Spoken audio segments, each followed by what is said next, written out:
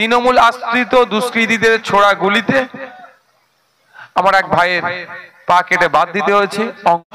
জীবন চলে যাবে তোদের আচ্ছাড়াই আমি দেবো না, তাই আমার পা ওরা গুলি করেছে, অনেক গুলি করেছে, একটাই গুলি আমার লেগেছে, আরটা দিতে তাও দেবো। তা মানসির পাশে কেউ যেন নড়বেন নাই, ভাইজান ধরে দাঁড়িয়ে আছি, আমি নিজের জীবন দিতে রাজি আছি, তেমন আমি ওদের ছায়ার তলায় যাতে রাজি নেই। ওরা বারবার আমার কাছে এসছে, আমি তেমন বলি আমার জীবন চলে যাবে তোদের আচ্ছাড়াই আমি দেবো না, তাই আমার পা ওরা গুলি করেছে, অনেক গুলি করেছে, একটাই গুলি আমার লেগেছে, সেই গুলিটা পায়ে মেরেছে। হ্যাঁ, সেই গুলিটা ওরা বিভিন্ন ভাবে আরো বোম গুলি অনেক কিছু আমার উপর দিয়ে চলে গিয়েছে, তেমন ওদের আমরা নড়ি নে সেখান থেকে। সেই আমাদের ছেলে পিলে গুলো, আমার এই দুটো ছেলে জেল কেটে গেছে, আর ছোট ছেলেটা ছিল, তার দুটো ছেলে জেলে ছিল, আর ছোট ছেলেটা ছিল, সেই ময়দানে আমরা লড়াই করে এই পর্যন্ত এসেছি। আমাদের বক্তব্য ধন্যবাদ। ইন্ডিয়ান সেকুলার ফ্রন্টের আমাদের এক লড়াকু নেতা। অপরাধটা কি ছিল যে নমিনেশন ক্যান্ডিডেট দিতে নিয়ে কন্টেস্টের দিনে এজেন্টদের নিয়ে যাচ্ছিল, তৃণমূল আশ্রিত দুষ্কৃতীদের ছোড়া গুলিতে আমার এক ভাইয়ের পা কেটে বাদ দিতে হয়েছে, অঙ্গহানি হয়েছে। তারপরে আমার ভাই পিছিয়ে নয়, এগুলো দেখে তো আমাদের লড়াইয়ের শক্তি যোগায়। তারপরে আমার ভাই পিছিয়ে নয়, ইনি কি বললেন আপনি নিশ্চয়ই শুনলেন, যে এনাদের যে ভরসা বিশ্বাস আমাদের উপরে করছে, সমাজ ব্যবস্থা আমাদেরকে পরিবর্তন করতে যে আমরা লক্ষ্য নিয়েছি, আমাদেরকে এনারা যথাযথ সহযোগিতা করছে, প্রয়োজনে জীবন দেবে। তারপরেও কোনো দুর্নীতি, কোনো তোলাবাজ, কোনো কাটমানি খোরেদের আশ্রয়ে থাকবে না, তারা প্রতিজ্ঞাবদ্ধ হয়েছে।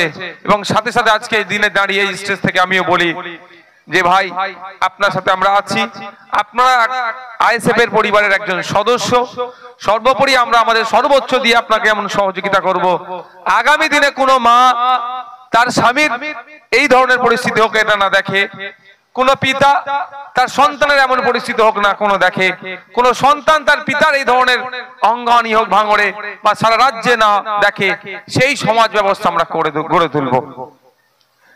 শুরু হলে সর্বগরম মানুষ ভোট করে তারা এজেন্ট পাঠায়, কিন্তু এই সাধারণ আমার মোস্তফা ভাই যখন আমাদের সাহায্য করাচ্ছিল, তিনি যখন এজেন্ট নিয়ে যাচ্ছিল, সাধারণ মানুষদেরকে সাহায্য দিয়ে ভোটারের ভোট কেন্দ্র পর্যন্ত যাচ্ছিল, এই তৃণমূলের হারমাজরা নৃশংসভাবে তারাকে গুলি করে তার একটা অঙ্গহীন করে দিয়েছে। তাই তার একটা হয়তো অঙ্গ দিয়েছে তারা, তিনি আমাদেরকে গাইডলাইন দিয়ে, তাই তাকে এখন আমরা বরণ করে নিচ্ছি। আমাদের প্রাণপ্রিয় বিধায়ক মহাশয় আমাদের মোস্তফা ভাইকে বরণ করে নিচ্ছেন। উত্তরণী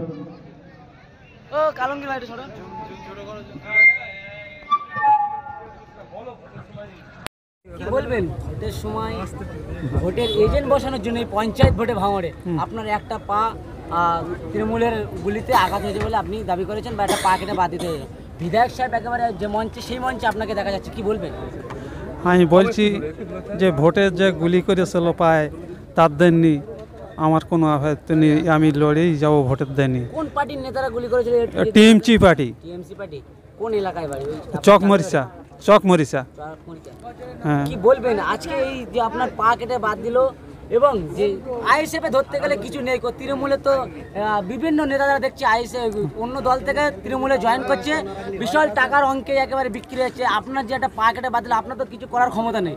আজকে বিধায়কের পাশে বসে আছেন, কি বলবেন? কোনো কি টাকায় বিক্রি হওয়ার কোনো পরিকল্পনা আছে? না, ও টাকা অনেক অফার দিয়েছিল, ওর সব টাকায় আমি বিক্রি নাই। অফার দিয়েছিল? অফার অনেক এসে, ও টিএমসি রয়েছে, অনেক এসে। হ্যাঁ, তারাই এসছে। হ্যাঁ, যে ভুল হয়ে গেছে, তা আমি আইএসএফ করি, আইএসএফে থাকি। আপনার নীতিতে আপনি দাঁড়িয়ে থাকবেন? আপনার নীতিতে আমি দাঁড়িয়ে আছি। কেমন লাগছে বিধায়ককে পাশে পেয়ে? ভালো, এক মঞ্চে ভালো লাগছে। লড়াই জারি থাকবে নাকি? হ্যাঁ, লড়াই আমি তো জারি আছি, প্রস্তুতি আছি। ভয় লাগছে না? না, আমার কোনো ভয় নেই। আর একটা দিতে হলে দিতে হবে। রাজি? হ্যাঁ, রাজি। কি বলবেন এখন এই ভাঙড়ের এত বড় মঞ্চে আপনি আসতে পেরেছেন? হ্যাঁ, ঠিক আছে।